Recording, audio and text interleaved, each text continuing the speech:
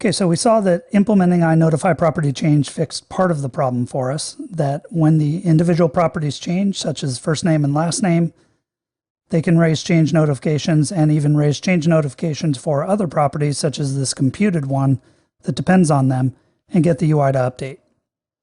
But we still had that selection problem that when we selected things in the combo box, it wasn't updating on the UI. Now the reason for that is this right here. We're setting this selected customer property, but it's just a plain C# property itself and raises no change notifications. So we have a couple options to fix that.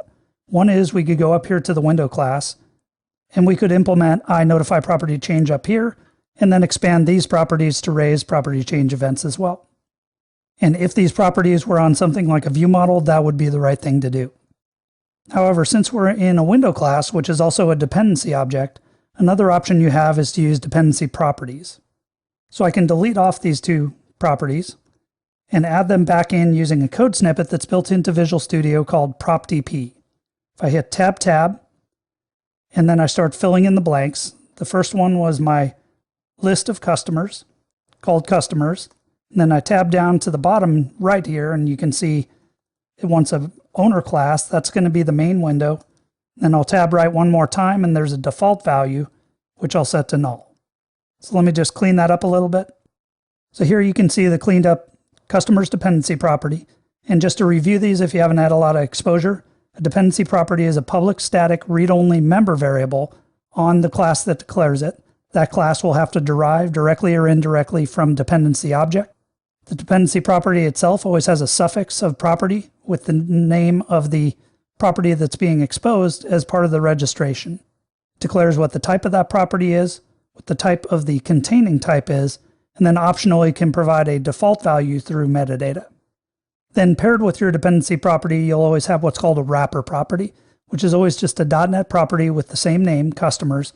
And you can see it uses the dependency object base class to call getValue and setValue to read and write the underlying value of that dependency property.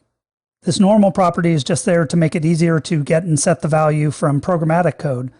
The thing that's important to understand is the XAML, when you bind to customers, it's actually only going to be using the dependency property, and the binding itself is going to call getValue and setValue, just like you see up above. It's not going to be calling the getters and setters of this .NET property.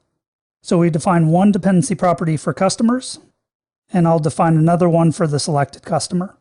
So now we have a dependency property for the selected customer as well. Now, why did I do all this? It's a lot of syntax. The reason is that dependency properties raise their own change notifications, and bindings are aware of those. So if the properties you're bound to are dependency properties, you don't have to worry about raising any kind of change notification. That'll happen under the covers automatically. Our code that goes and sets properties doesn't have to change because they're actually using the wrapper property here. And it's when the set value on the dependency property gets called that the change notification actually gets raised under the covers that the binding's listening for. So with that in place, if we go and run, now we make our selections, and you can see the boxes below are updating with those selections. Because when selected customer changes, each of these is bound to selected customer and some property on that, and it knows to re-render based on that property change.